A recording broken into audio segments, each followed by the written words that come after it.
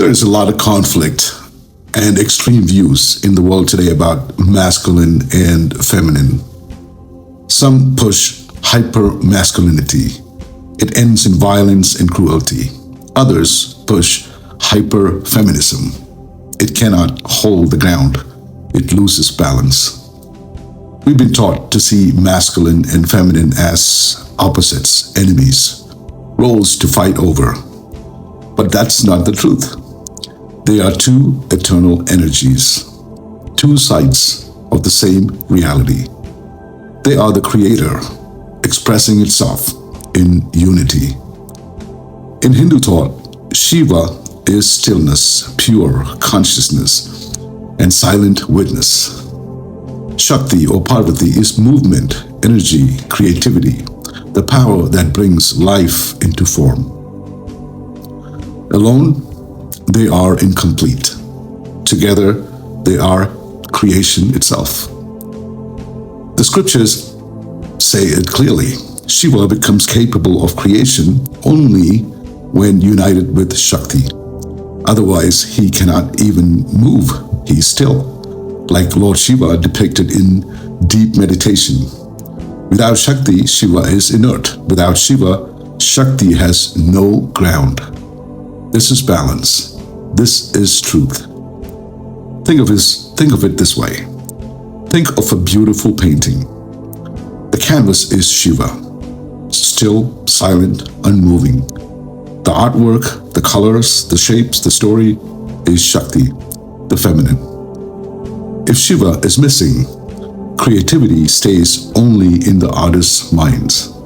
There is no canvas to paint on. If Shakti is missing, the canvas is blank, empty.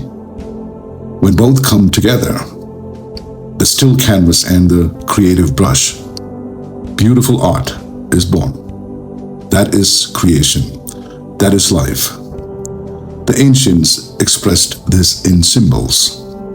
Ardhanarishvara, half-Shiva, half-Parvati, showing the masculine and the feminine as one being. Lingam Yoni, not erotic, but sacred. Consciousness and matter in union. Kali standing on Shiva. This is not female dominating the male. This is female standing and the male supporting. Energy in full surge, grounded by stillness. The Kena Upanishads tell us, when the gods couldn't recognize the Supreme, it was Uma, the feminine, who revealed the truth. Feminine is not a side role. She is knowledge itself. And here's why this is so important. In the Abrahamic religions, you won't find this wisdom. Their history became about violence, dominance, cruelty, one side ruling over the other. But in Hinduism, this knowledge is sacred. It was never hidden. It was carved in temples, sung on scriptures. It reminds us that balance is divine. So what does this mean for us today? Masculine is stillness, awareness, the capacity to hold. Feminine is dynamism, creativity, nourishment, the power to manifest. Every person carries both. Every healthy culture needs both.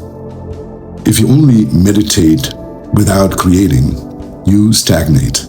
If you only create without grounding, you burn out.